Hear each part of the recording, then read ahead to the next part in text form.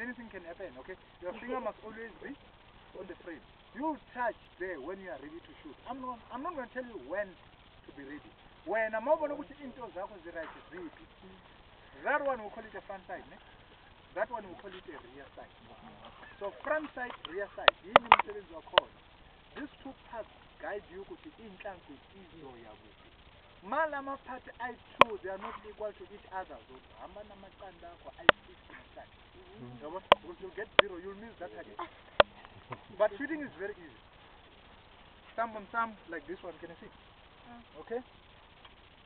Lock your wrist, all the joints, until down there. Your stand will choose.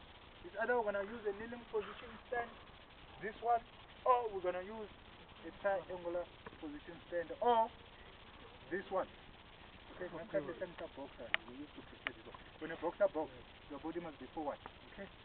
So now lapha mawudubela namhlanje umzimba wakho ufanele ube phambili for balancing because mawuye move ne ifront side yakho yaphakama mhlambi zakho zoba ziyangani le phezulu right from there ngifuna ukurola sana nini kanje ngiphethe camera so famba okay action guys are listening yeah